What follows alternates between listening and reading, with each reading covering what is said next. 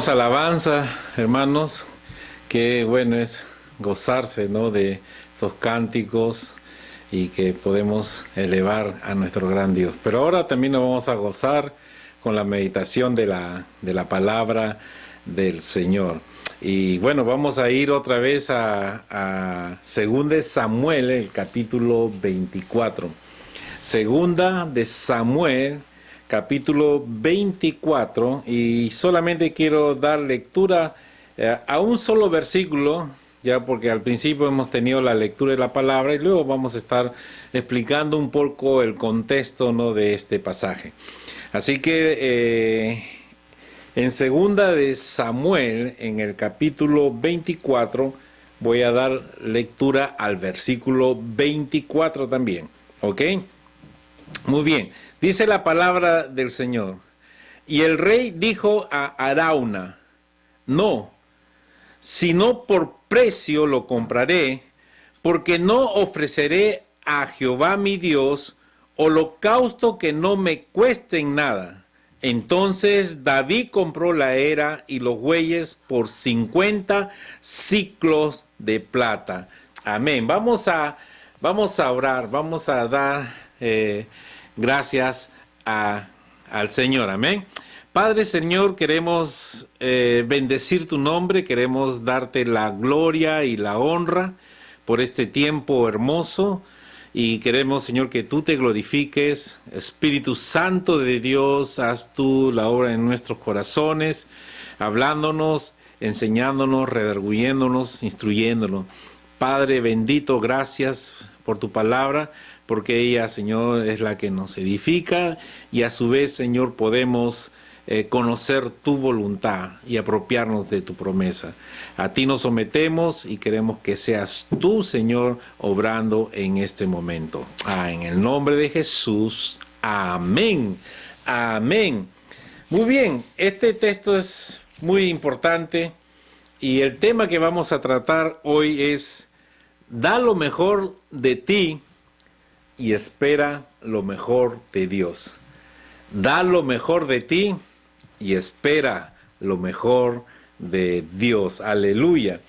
David, hermanos, había pecado, ¿no?, debido a un censo que él realizó, del cual no se le había dicho que lo haga. Eso lo podemos ver en los primeros versículos. Pero esto tuvo un antecedente, ¿no? Hubo varios aspectos por el cual David lo hizo. En el pasaje paralelo a este pasaje lo encontramos en Primera de Crónicas, el capítulo 21. Y ahí en el capítulo 21 de Primera de Crónicas, en el primer versículo, dice de que Satanás instó a David a hacer el censo. De acuerdo, ¿no?, a los estudiosos de la palabra, a los comentaristas, también se ve que David hizo el censo porque, según, ¿no?, la costumbre era de que cada vez que se hacía censo el pueblo pagaba un impuesto. Entonces parece de que él quería primeramente saber cuál era su poderío militar y también, ¿no?, de una manera obtener el dinero. Cuál haya sido la razón, vemos, ¿no?, que el hombre que comandante, ¿no?, que estaba ahí al lado de él, le dice Joab al rey, ¿no: añada Jehová tu Dios al pueblo 100 veces tanto como son, y que lo vea mi señor el rey más. ¿Por qué se complace esto, mi señor el rey? Joab le estaba, ¿cómo se llama?, diciendo que no lo haga porque no era correcto. Pero sin embargo prevaleció la palabra de David, no como rey, y se realizó el censo. Como consecuencia de esto, obviamente Dios no estaba, ¿cómo se llama?, contento, ¿no?, por esta razón. Y también David, ¿no? David entendió que había hecho mal, y eso lo encontramos ahí en 2 Samuel, en el capítulo 24, el verso 10. Perdón. Después que David hubo censado al pueblo, dice la Escritura, le pesó en su corazón Y dijo David a Jehová, yo he pecado gravemente por haber hecho esto, mas ahora, oh Jehová, te ruego que quites el pecado de tu siervo, porque yo he hecho muy neciamente. Perdón, hermano. Entonces vemos aquí, de acuerdo a la palabra de Dios, que David reconoció que había hecho mal y que había pecado. Por esta razón es cuando Dios envía a Gad, ¿no?, el profeta de aquel entonces, a hablar a David sobre lo que él había hecho y que iba a haber consecuencias. Dentro de las consecuencias que él tenía que asumir, Dios le dio 3, del cual tendrían que escoger uno.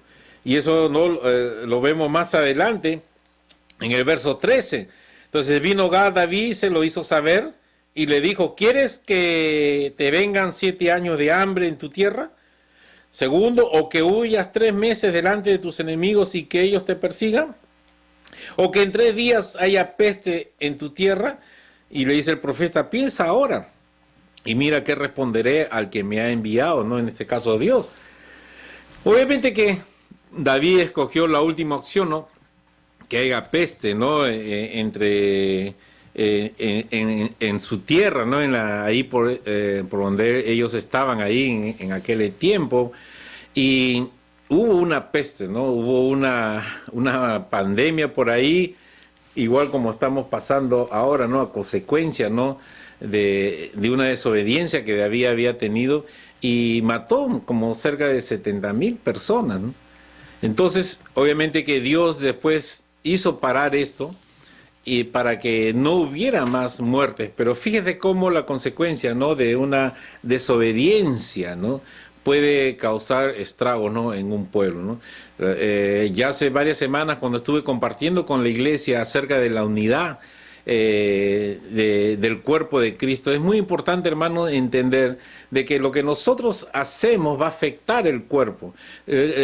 Nuestras actitudes que sean contrarias a la voluntad de Dios va a afectar a todo la iglesia. Así que tenemos que tener cuidado cómo estamos andando, qué es lo que estamos haciendo. Es muy importante que siempre nuestra vida esté consagrada al Señor.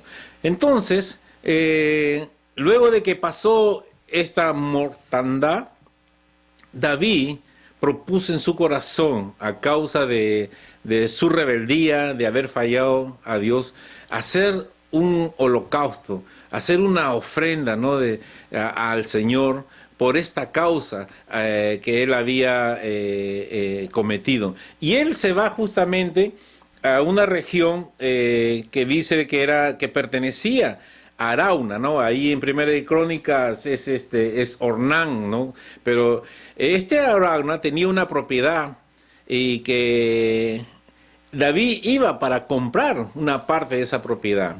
Según también los estudios, todos coinciden, ¿no?, que el lugar que David compró era el monte Moriah, ¿no?, el área de Moriah, donde después posteriormente con Salomón se construyó en ese mismo lugar el templo, ¿no?, el primer templo. Entonces, dice que David a Arauna, y cuando dice Arauna vio que venía el rey, ¿no?, a ofrecer holocausto, él le dice, Señor, David, ¿no?, que él se sentía honrado de que David había llegado a su tierra. Entonces, y David le dice, bueno, he venido para ofrecer holocausto y comprar, ¿no?, parte de tu heredad. Entonces, y Abraham le dijo, no, Señor, ¿no? ¿Cómo tú vas a venir a comprarme a mí? Más bien, tómalo nomás, tú eres el rey. Coge lo que tú necesitas bueyes, necesitas leña, aquí yo tengo todo, tómalo, y para que tú puedas ofrecer, ¿no?, este holocausto, este sacrificio, ¿no?, de consagración al Señor. Y entonces David le responde en el versículo 24. Dice, y el rey dijo a Arauna, no, le dice, sino que por precio te lo compraré, porque no ofreceré a Jehová mi Dios holocausto que no me cueste nada. Mire, qué interesante la respuesta del Señor.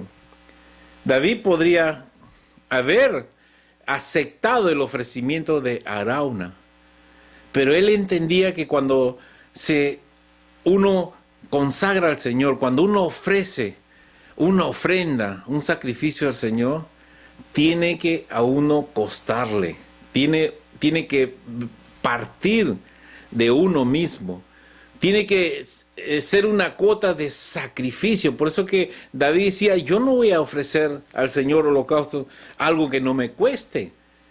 Entonces, ¿qué es lo mejor de ti que tú puedas dar al Señor? ¿Cuál es la condición que tú tienes que tener, hermanos? Por eso de que en el mismo centro, ¿no?, de la fe, es justamente cómo nosotros ofrecemos nuestra vida al Señor, cómo nosotros nos consagramos. Y tenemos entendido, hermanos, que cuando nosotros nos consagramos a Dios, tiene que ser en todo el orden de nuestra vida. Consagración en lo espiritual, consagración en la parte del alma, no, que tiene que ver con nuestra voluntad, con nuestra inteligencia, acerca de nuestros sentimientos. Todo eso tiene que también ser consagrado a Dios. Nuestras cosas materiales, hermano, lo que Dios de una manera, ¿no?, nos bendice día a día, tenemos que también ofrecerlos al Señor. Tiene que de todas maneras haber un costo, un sacrificio que parta de ti, que parta de mí, para ofrecérselo al Señor. No podemos depender de otros. Yo no puedo depender de otras personas para yo consagrar mi vida al Señor. Yo no puedo depender de otras personas para dar de mí lo mejor para Dios. Todo tiene que partir de cada uno en la medida en que tú consideras a Dios. ¿Cómo consideras tú a Dios? ¿Qué significa para ti el Señor? Podrás decir, el Señor es todo para mí. Pero ese todo para mí, muchas veces, cuando Dios te pide algo, cuando Dios pide que le obedezcas y que cumplas con su propósito, entonces ahí difiere mucho de lo que inicialmente estás diciendo. Es muy fácil decir las cosas, pero cuán difícil es ponerlo por obra, ponerlo por práctica. Por eso, hermanos, queremos a través de la luz de la palabra de Dios que tú puedas entender la bendición de dar lo que le corresponde al Señor. ¿Recuerdan ustedes, hermanos, que nuestras ofrendas deben tener ciertas características en nuestras vidas? Debe ser lo mejor que podamos ofrecer al Señor. Cuando nosotros, hermanos, damos lo mejor al Señor, estamos en la posición de esperar lo mejor de parte de Dios. Entonces, esto es muy importante. ¿Se acuerdan ustedes cuando Abraham, ¿no?, después de haber rescatado a su sobrino Lot? Esta historia la encontramos en Génesis, en el capítulo 14. Y luego que Abraham rescató a Lot, su sobrino, y a los reyes que habían sido cautivados en aquel entonces, cuando Abraham regresa, dice que Melquisedec, el sacerdote, ¿no?, de Salem, dice, salió a su encuentro, dice, le ofreció pan y vino. Y dice que Abraham le dio el diezmo de todo. Consagró su victoria al Señor. Entonces, esto fue muy... ¿Por qué, hermano? Porque después de que Abraham ofrece este diezmo, viene el rey de que había sido, ¿no?, rescatado por Abraham. Dice, ¿sabes qué, Abraham? Quédate con todo lo que tú tienes, ¿no?, con todo lo que tú has rescatado. Tuyo es, y solamente danos, ¿no?, las personas que son de nosotros, pero quédate con todo. ¿Y qué le contesta Abraham? No, le dice, yo no quiero nada, lo tuyo, lo necesario nomás, lo que ha costado esta guerra, para que después no digas más adelante, oh, yo enriquecí a Abraham. Hermanos, la gloria solamente de Dios. Dios tiene el poder para bendecirnos. Cuando nosotros confiamos en el Señor, cuando nosotros damos a Dios, Dios siempre cuida de nuestra vida. Y sabemos por la historia que Abraham fue un hombre próspero, un hombre solvente, un hombre rico, porque su riqueza se basó en las bendiciones que Dios le dio, no lo que otras personas le dieron. Entonces, esto es muy importante, hermanos, y Dios desea que nosotros seamos enriquecidos. Por eso que el Señor, cuando dice, ¿no?, de que Él dejó, ¿no?, su gloria, dejó sus riquezas, Él siendo rico, dice, se hizo pobre para que nosotros con su pobreza fuéramos nosotros enriquecidos, ¿no es cierto? Qué precioso es encontrar y saber esto, ¿no?, en nuestras vidas, ¿no? Eso se encuentra en 2 Corintios, en el capítulo 8, verso 9, cuando dice que por amor a nosotros se hizo pobre, ¿no?, siendo rico, para que nosotros con su pobreza fueses enriquecidos. Gloria al Señor, qué bendito. Ahora, hermanos, Dios debe tener la prioridad en nuestras vidas, en lo que nosotros le damos al Señor.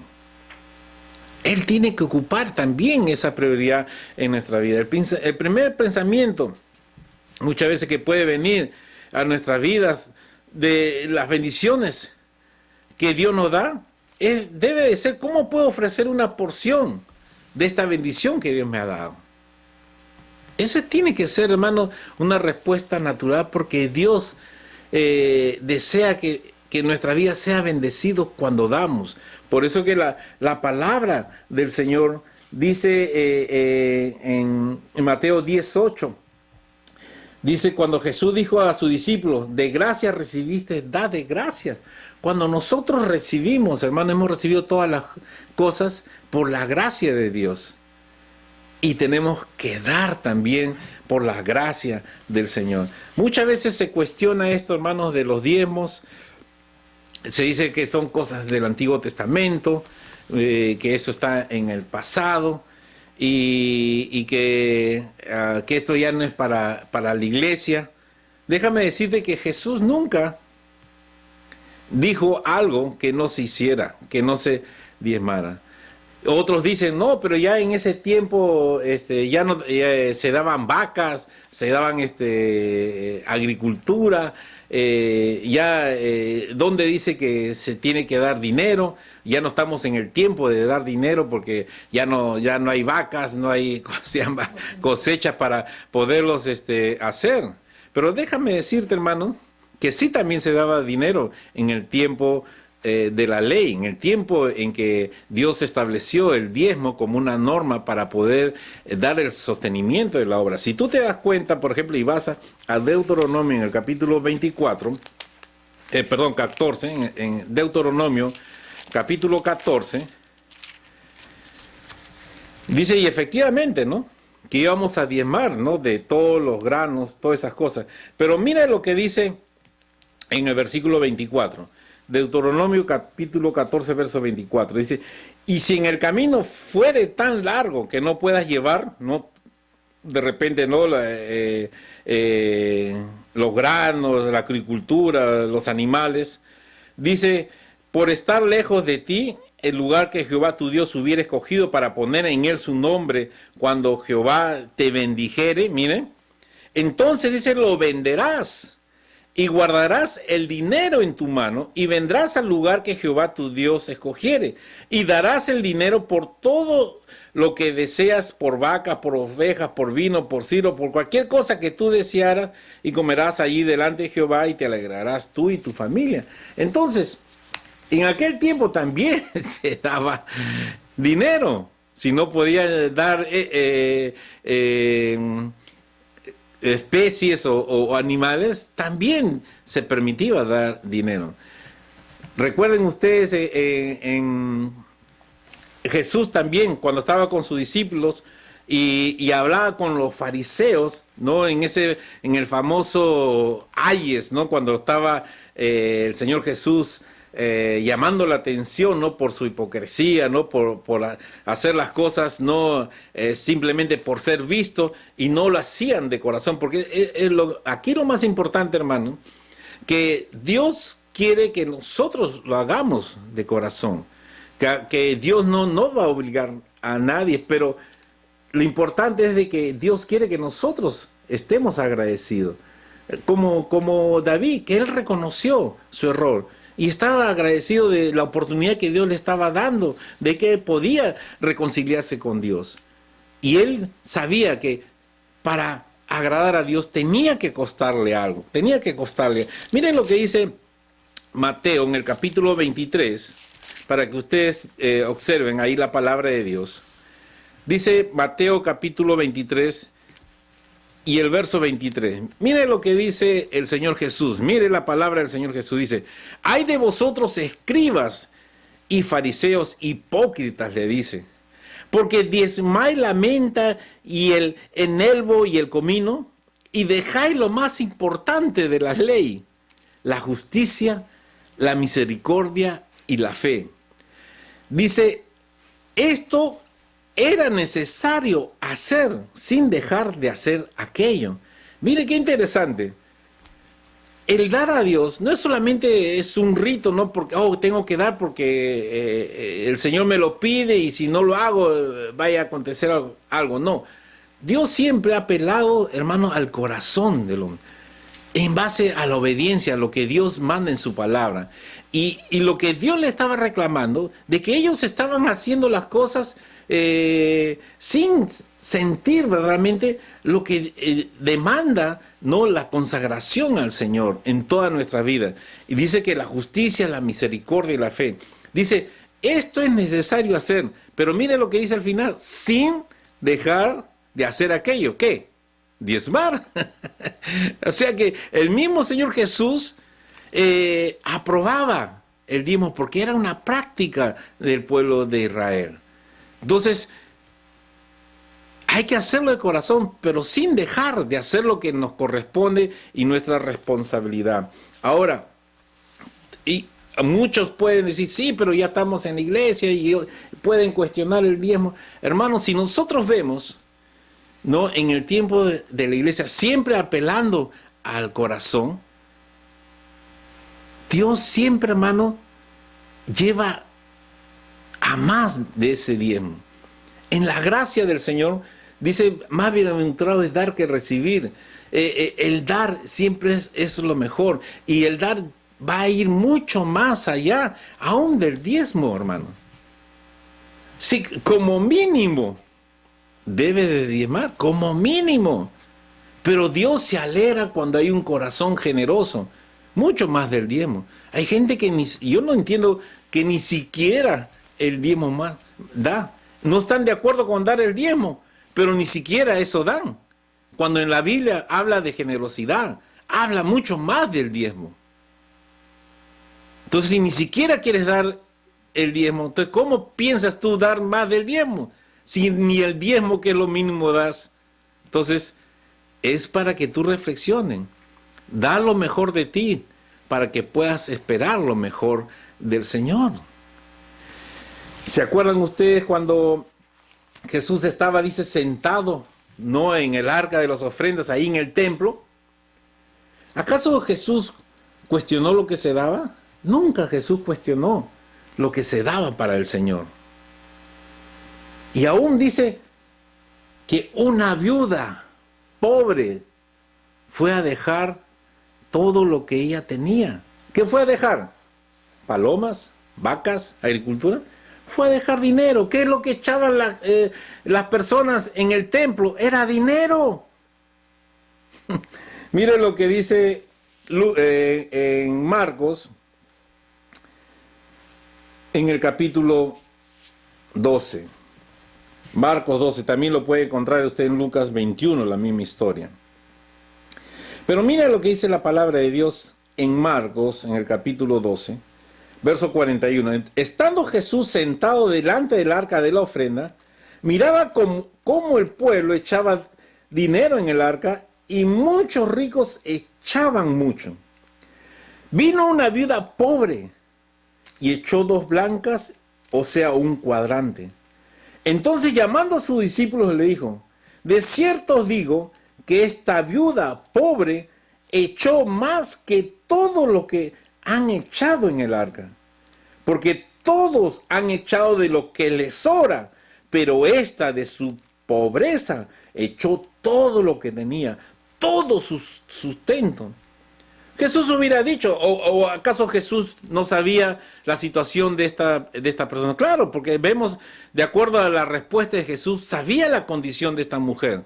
¿Por qué no la detuvo el Señor a esta mujer pobre a dar su ofrenda? Porque esa mujer iba con un corazón agradecido a Dios. Fíjese, ella sabía los principios de dar. Era una mujer pobre, viuda. Todo su sustento fue ¿a dónde? Fue a la presencia de Dios, fue al altar del Señor, porque esta mujer sabía que si ella cumplía con Dios, Dios iba a traer provisión. ¿Y Dios acaso negó eso? ¿Acaso impidió? No, ya no den el diezmo, ya no den ofrenda, no, eso ya es para el Antiguo Testamento, ¿no? Ya no es ahora. ¿Cuándo Jesús negó? ¿Cuándo los discípulos en el Nuevo Testamento dijeron, ¿sabe qué? Que ya no hay que diezmar. Al contrario, hermano. Esa era una práctica del pueblo. Sin embargo, ¿qué es lo que enseñaba la iglesia? A ser generoso, a ir más allá del diezmo. Más allá del diezmo, hermano. Por eso de que sorprende, ¿no? Como muchos hermanos, ¿no? Que ni siquiera dan el diezmo, cuestionan, no, que yo prefiero dar a los pobres. ¿Por qué te engañas, hermanos? Si eso no lo haces. ¿Das a los pobres más del diezmo? Yo creo que no, hermanos. A veces son salidas, son disculpas para justificarse, ¿no? De su desobediencia, de lo que Dios manda en su palabra. ¿Quieres ser bendecido por el Señor? ¿Quieres que Dios realmente supla todas tus necesidades? Entonces tenemos que cumplir con el Señor lo que Dios manda en obediencia.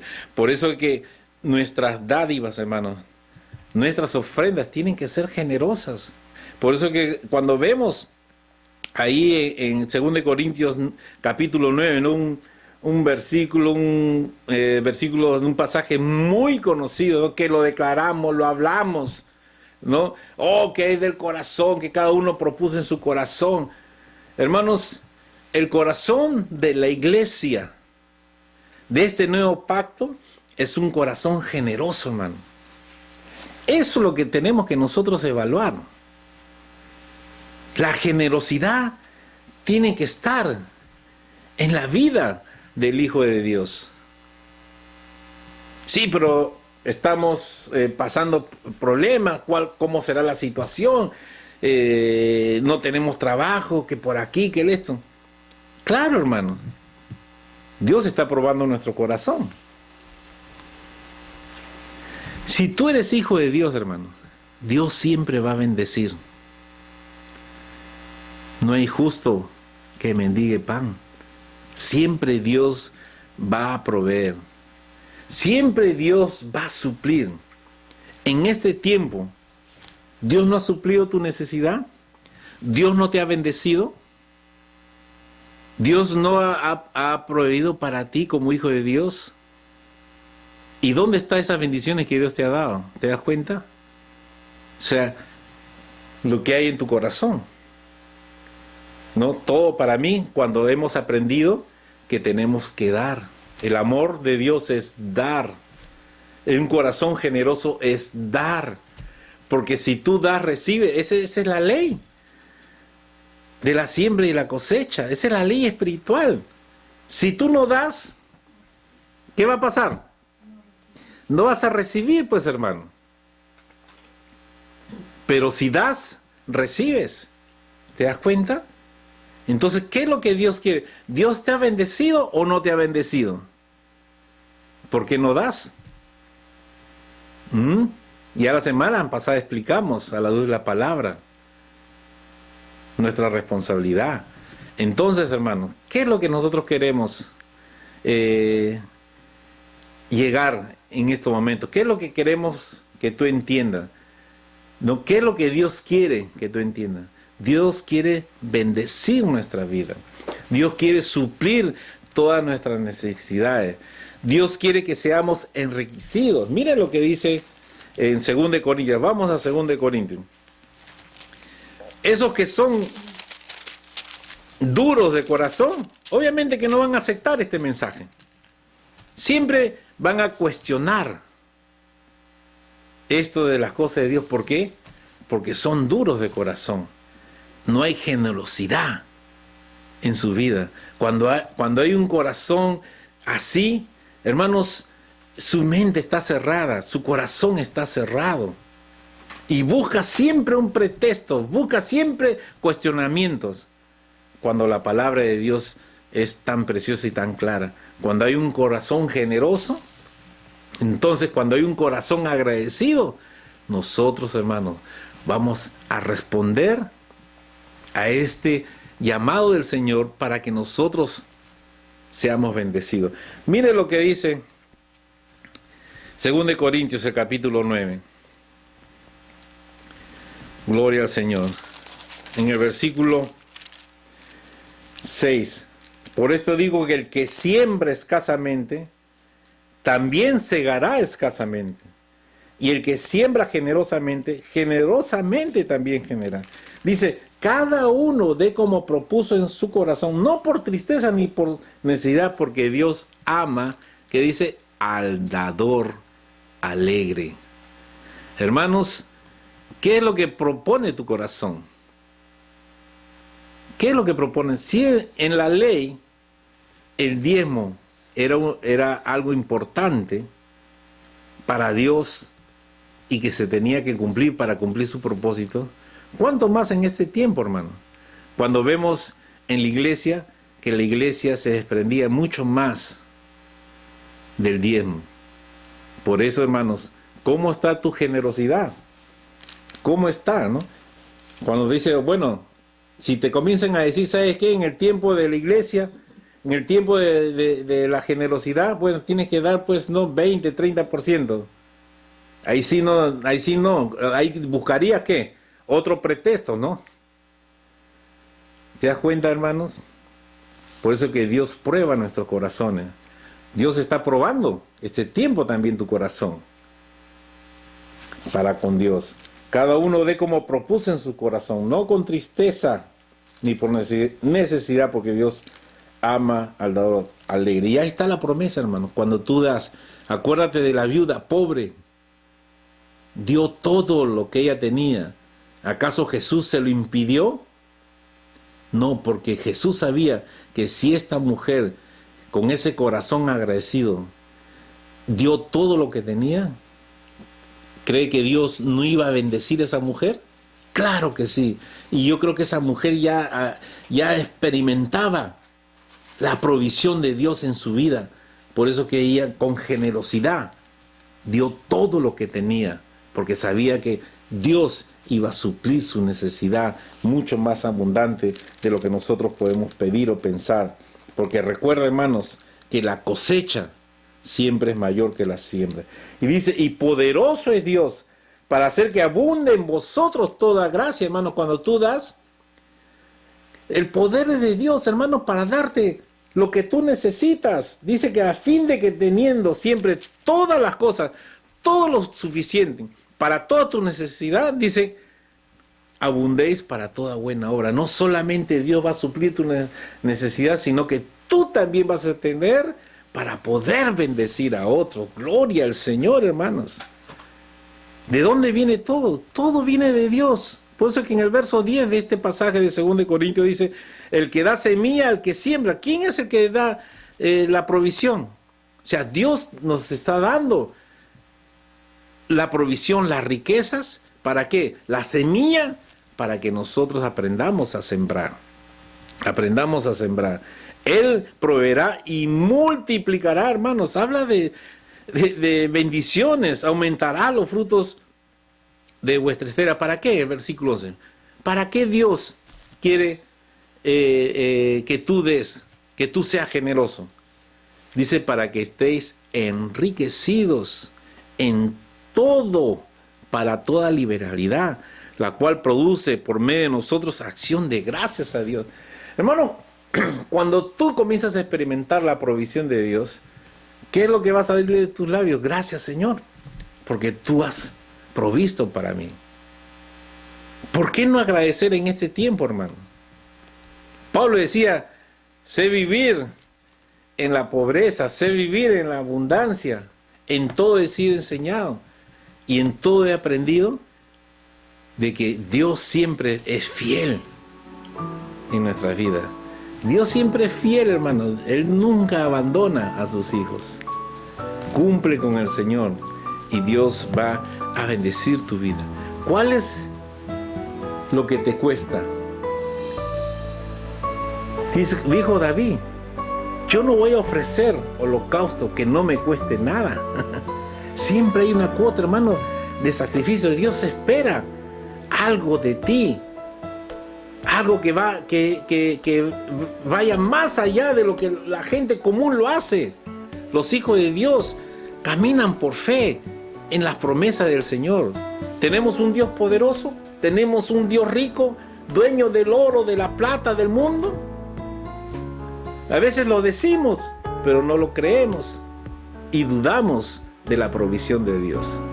Hermanos, Dios ha dado el camino para que tú puedas ser bendecido en esta área de la economía.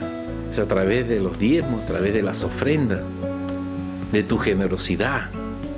Como dije la semana pasada, Dios no obliga a nada, porque dice que cada quien proponga en su corazón. Y de acuerdo a lo que tú propongas en tu corazón, Dios va a responder. Dios va a responder en tu vida. Aprendamos del Señor Jesús, aprendamos de esta vida, aprendamos de la iglesia primitiva, aprendamos del testimonio de muchos hermanos cuando ellos se dan para el Señor y cómo Dios lo bendice. Así que, hermanos, aquí está la provisión. Que el gobierno pensando ahí, ¿no? Que el gobierno te va a dar algo o que va a pasar algo. Bueno, en otros países están pasando y una situación similar, inclusive aún peor de lo que estamos aquí. Pero hay hijos de Dios que están confiados en el Señor y Dios no lo va a desamparar. Siempre Dios va a traer la provisión. Dios se vale aún de los cuervos para alimentar a sus hijos. Tú no sabes cómo Dios va a obrar. Y cuando tú comiences a entender y comiences a experimentar la provisión de Dios, vas a dar la gloria de Dios. Y tú no solamente vas a ser bendecido, sino también vas a bendecir a los demás. Así que, hermanos, da lo mejor de ti para que puedas esperar lo mejor del Señor. Yo no voy a ofrecer nada que no me cueste, decía David. Tiene que haber una cuota de sacrificio, un paso de fe, un paso de fe en eso. Así que yo te animo, hermano, que lo pruebes al Señor. Te animo a que tú comiences a experimentar en esta área de tu vida. Esta es una linda oportunidad para hacerlo. Yo sé que muchos están siendo bendecidos, muchos Dios está proveyendo, pero ¿cómo estás respondiendo al Señor que te está bendiciendo, que Él está proveyendo para ti? Entonces, hermanos, comienza a ordenar tu vida para que Dios siga bendiciendo aún mucho más grande. Por eso que yo digo que Dios siempre en su misericordia va a cuidar de sus hijos. Pero salgamos de ese estado de solamente recibir la misericordia, sino que Dios quiere que nosotros tengamos en abundancia para poder no solamente ser bendecidos nosotros, sino también para bendecir. Porque más bienaventurado es dar que recibir. Amén. Así que esta palabra, hermanos, para ti, ¿no? Para todos nosotros, que sea de ánimo, ¿no? En este tiempo estamos orando, ¿no? Para que Dios no afecte la salud, pero también para que no afecte la economía. Entonces, y Dios ha provisto todo en su palabra para que pueda suplir esas necesidades tanto físicas, tanto emocionales y espirituales. Dios tiene el poder para hacerlo y sigamos confiando en el Señor. Amén. Vamos a orar. Padre, gracias te damos, Señor, por tu palabra. Muchas gracias, Señor, por tu provisión, por tu cuidado. Gracias por tu palabra. Señor, queremos tener un corazón generoso, Padre. Que nunca olvidemos la obra maravillosa que tú has hecho en nosotros y de tu fidelidad y de tu provisión. Señor, queremos siempre cumplir contigo lo que a ti te corresponde, porque yo sé que si cumplimos contigo, Señor, tú vas a cumplir también con nosotros, porque esa es tu promesa y así tú lo has determinado, para que aprendamos a ser generosos, para que aprendamos a confiar en ti, que tú eres un Dios maravilloso, que provees para todas nuestras necesidades. Tú suplirás, Señor, todo lo que nosotros necesitamos conforme a tus riquezas en gloria. Por eso que tú dijiste, que busquemos el reino de Dios es justicia y todo esto será añadido. Tú abrirás la ventana de los cielos y derramarás bendiciones hasta que sobreabunde. Gracias, bendito Dios, y bendice a tu pueblo, Señor. Suple toda necesidad, Señor. Abre puertas muy grandes para tus hijos, para que ellos puedan, Señor, ser bendecidos y puedan bendecir a otros. Gracias, Señor, te damos en el nombre bendito de nuestro Señor Jesucristo. Amén. Amén. Amén. Gloria a Dios. Dios les bendiga.